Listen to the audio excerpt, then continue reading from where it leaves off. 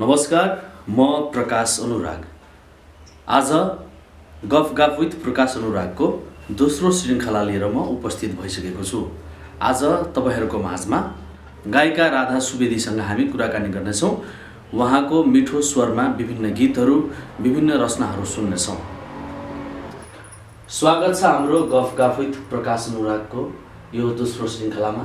राधाजी, तपाईँलाई हस्, नमस्ते, धन्यवाद यहाँलाई प्रकाशजी। सुरुवातमै केही रचनाहरू जाओस् न तपाईँबाट। घरैमा मेरो तिमीले ढोका चलायो, तिमी मेरी प्राण भन्दै गला पनि मिलायो। घरैमा मेरो तिमीले ढोका चलायो, तिमी मेरी प्राण भन्दै गला पनि मिलायो।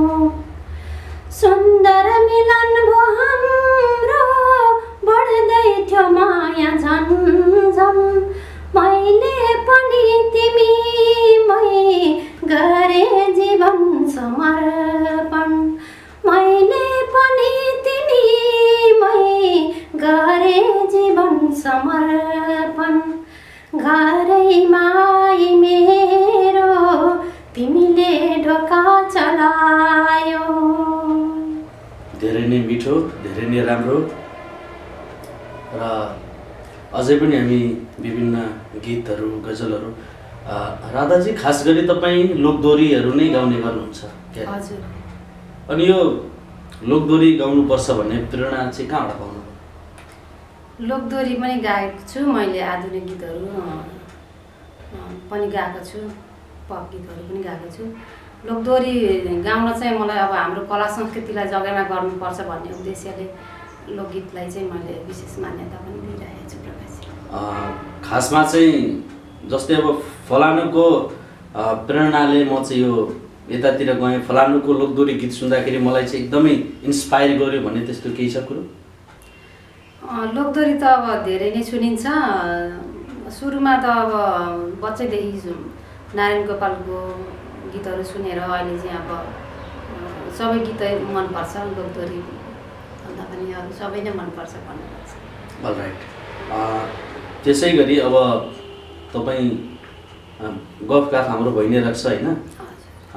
फेरि अर्को कुनै रचना चाहिँ सुनौँ न त्यसो भए। लोकदोहोरीमा जुन चाहिँ तपाईँले सुरुवाती दिनमा चाहिँ गाउनु भएको थियो, स्टार्टिङ फेजमा छ भने सुनौँ। मेरो सुरुको लोकगीत चाहिँ मैले आफैले रचना गरेको, आउन माया हिँडेर जाउँ भन्ने त्यो चाहिँ गरेको थिएँ। अनि भिडियो पनि छ त्यसको चाहिँ युट्युबमा हेर्न सक्नुहुन्छ यहाँहरूले। त्यो चाहिँ एक अन्तरा गाउँछु। हस्, जाओस्। मेरो माया तान्छेन पाल्पाको, गर्छौ माया भनेर चाल्पाको मायालुको गाउँ। कति डुल्छौ बुटोल र पोखरा, आउन माया हिँडहरी जाउँ।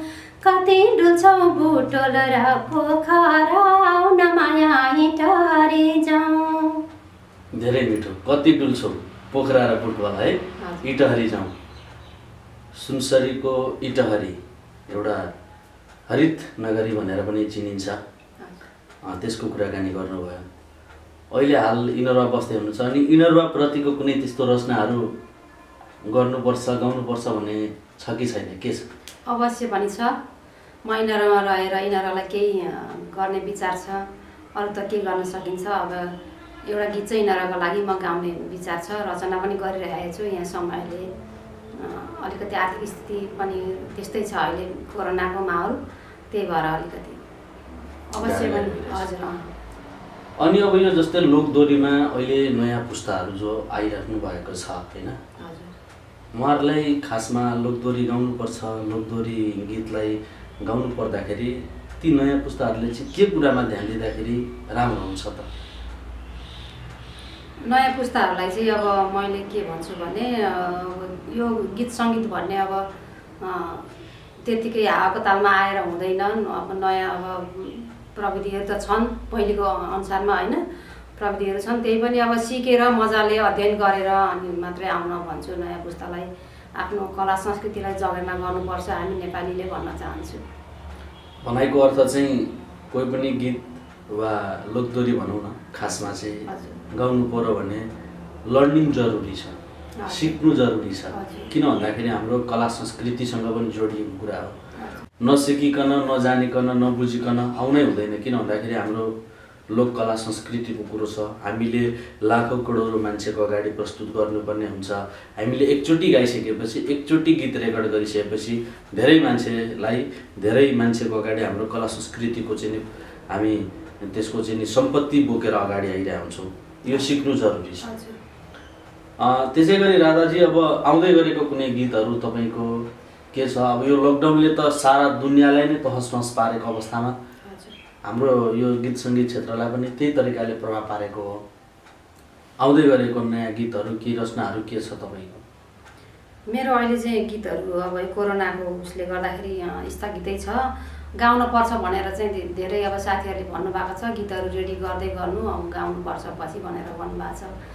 अनि अहिले चाहिँ मुक्तकमै अब मलाई चाहिँ यो अगाडि अलिकति पीडा मेरो प्रिय बहिनी गीता भट्टराई गुमाउनु पर्दाको पीडाले गर्दाखेरि मलाई एकदमै गाह्रो भइरहेको अवस्था हो।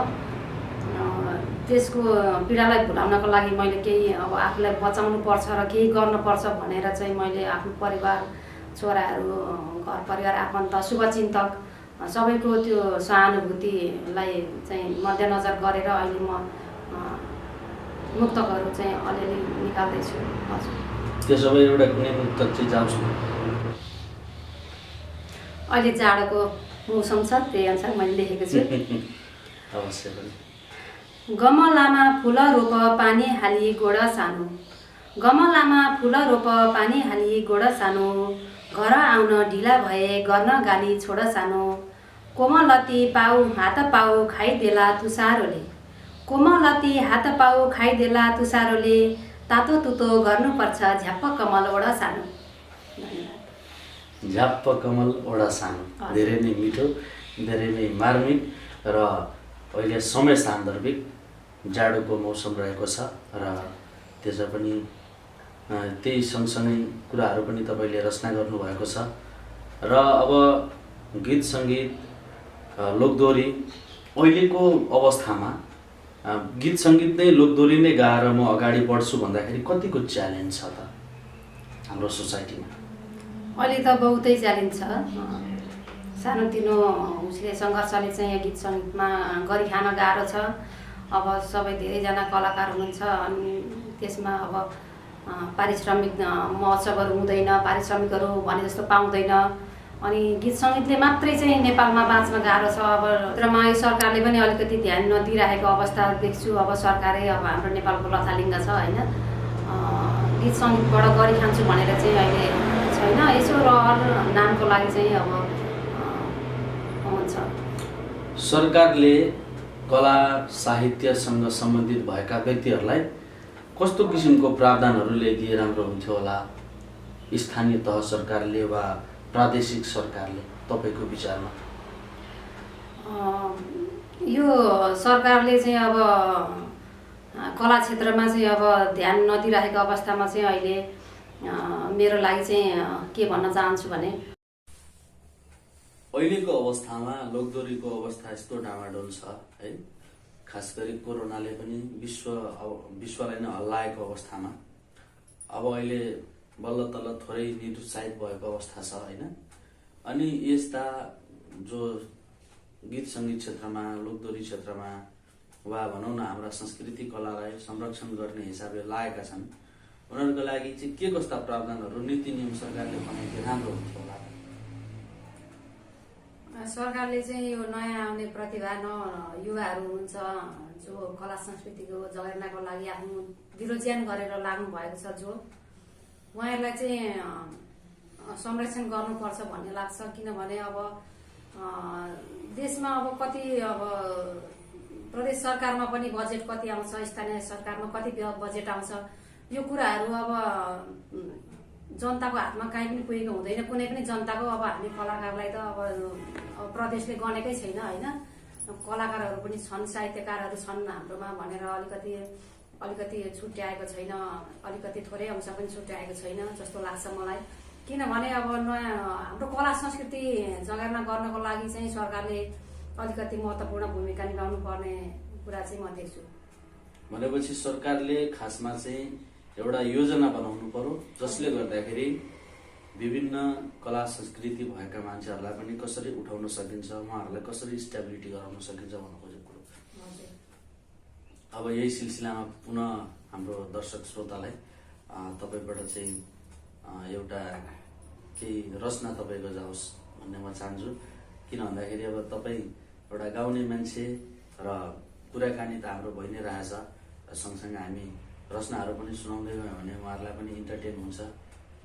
हजुर, यो मैले आफै नै रचना गरेको गीत हो। यो 2-4 वर्ष अगाडि रेकर्ड भइसक्यो। काठमाडौँको एकजना गायक र गायिकाले गाउनु भएको थियो। उहाँले मेरो शब्द माग्नु भयो, मन पराउनु भएर त्यो गीत म गाउन जाँदैछु। यो चाहिँ लोकपप गीत हो। चट्ट रुमाल खोलीमा धोयो मायाले, चट्ट रुमाल खोलीमा धोयो मायाले, कलेजीको कुनामा छोयो मायाले, कलेजीको कुनामा छोयो मायाले। अलि अलि पातली छौ अलि अलि मोटी, अलि अलि पातली छौ अलि अलि मोटी, एकतिर मृसान्नानीको झन्गालामा कोठी, एकतिर मृसान्नानीको झन्गालामा कोठी, टुकुर टुकुर धानै कुट्नु पिठो पिसाई रोटी, टुकुर टुकुर धानै कुट्नु पिठो पिसाई रोटी, घुटुक घुटुक बाडुल कि भो सम्झ्यो कति चोटी, चट्ट रुमाल खोलीमा धोयो मायाले, कलेजीको कुनामा छोयो मायाले, कलेजीको कुनामा छोयो मायाले। धन्यवाद। धन्यवाद। कलेजीको मायाले है, यस्तो किसिमको रचनाहरू, यस्तो मिठो रचनाहरू कसरी तपाईँलाई फुर्छ दिमागमा, कसरी तपाईँ यी कुराहरू लेख्न सक्नुहुन्छ? यो रचना चाहिँ अब कतिखेर फुर्छ होइन। अब मलाई यस्तै कपीहरू कलम लिएर थपक्क बस्नु पर्दैन। म जतिखेर जे गर्दा पनि थपक्क दिमागमा आउँछ अनि म थपक्क चाहिँ मोबाइलमा चाहिँ भोइस एक्सप्रेस गरेर राख्छु होइन, राख्छु। अनि पछिबाट अब त्यसलाई पूर्ण गराउनको लागि चाहिँ अब त्यही हेर्दै त्यसलाई नै यो गर्छु, गर्छु। भनेपछि रचना भन्ने कुरो चाहिँ म कपी र कलम लिएर बसेर बल्ल लेख्छु भन्ने चाहिँ हुँदैन। काम गर्दा गर्दै वा किचनमा हुँदा हुँदै अथवा केही गर्दाखेरि नै त्यो अचानक आइदिने कुरा हो। हजुर, मेरो लागि चाहिँ त्यस्तै छ। अक्सर त्यस्तै नै भइरहेको हुन्छ। मैले त कस्तो पनि सुने भन्दाखेरि एकजना त्यस्ता पनि रचनाकार थिएर फ्लाइटबाट चाहिँ तल ओर्लिँदै एउटा गीत रचना गरे, त्यस्तो पनि हुन्छ न है। कुनै बेला हाम्रो दिमाग कतातिर गइरहेको हुन्छ, के कुरो हामी सोचिरहेको हुन्छौँ अनि त्यही गीतको रूपमा है एउटा सृजनाको रूपमा चाहिँ आइरहेको हुन्छ। अनि अब हामी लगभग अन्तिमतिर छौँ। अब अन्तिमतिर जाँदै गर्दाखेरि पुनः पनि म तपाईँलाई एउटा सानो केही मिठो छोटो मिठो केही रचना छ भने सुनौ। रचना मुक्तकै छ अहिलेको लागि, गीतहरू त छन्, अब टाइम धेरै लाग्छ होइन। मुसिरको बेला छ। मेरो लागि देउरालीमा फुलपाती चढाउ साइला, मेरो लागि देउरालीमा फुलपाती चढाउ साइला, तिमी मेरै हुनुपर्छ अन्त नजर नलाउ साइला। वर्षौं बित्यो मेसेन्जरमा नमस्तेमै बात सक्छौ, वर्षौं बित्यो मेसेन्जरमा नमस्तेमै बात सक्छौ, मङ्सिर पनि जान लाग्यो कुरो अघि बढाउ साइला। धन्यवाद। मौसम अनुसारकै रचना गर्न सक्ने एक फरक किसिमको क्षमता तपाईँमा मैले देखिरहेको अवस्था हो र यसरी नै अगाडि बढिराख्नुहोस्। र अन्त्यमा आफ्नो दर्शक श्रोताहरूलाई केही भन्न चाहनुहुन्छ भने? हजुर, धन्यवाद प्रकाशजी। मेरो घरसम्म आएर तपाईँले यति सुवर्ण अवसर, यो 2-4 कुरा शब्दहरू बोल्ने अवसर दिनुभएकोमा तपाईँलाई धेरै धेरै धन्यवाद भन्न चाहन्छु। अरू के भन्न चाहन्छु भने शुभचिन्तकहरू मेरो सम्पूर्ण हुनुहुन्छ। कतिखेर तपाईँ गीत गाउने आउनुहोस् तपाईँ भनेर भनिरहनु भएको छ होइन। कला क्षेत्र यो साहित्यमा म कहिले पनि माया मार्न सक्दिनँ होइन, तपाईँहरूलाई पनि माया मार्न सक्दिनँ। म म आउँदैछु, नयाँ गीतहरू लिएर आउँदैछु। अब यतिखेर चाहिँ मलाई एकदम पीडा भएको, मेरो प्रिय बहिनी गुमाउनु पर्दाको मेरो क्षण एकदम 3 महिना कसरी रोएर गयो मलाई छैन, थाहा छैन होइन। बल्ल तपाईँहरूको सहानुभूतिले गर्दाखेरि म अगाडि बढ्दैछु, आउँछु तपाईँहरूको माझमा फेरि प्रस्तुत हुनेछु। तपाईँहरूले अब यस च्यानललाई पनि सब्सक्राइब गरिदिनु होला होइन। यो भिडियो हेरेर मन पऱ्यो भने सेयर गरिदिनु होला भन्न चाहन्छु। धेरै धेरै माया, धेरै सम्झना। जय गीत, जय सङ्गीत भन्न चाहन्छु। हस्त नमस्ते। हस्त श्रोता, आज हामी दोस्रो श्रृङ्खलामा मिठो स्वरका धनी राधा सुवेदीज्यूसँग हामी कुराकानी गर्यौं र अर्को श्रृङ्खला पुनः लिएर आउँदा अर्का हाम्रा अतिथिलाई लिएर आउने नै छु। यतिन्जेलसम्म सुनेर साथ दिनुभयो सम्पूर्णलाई धन्यवाद।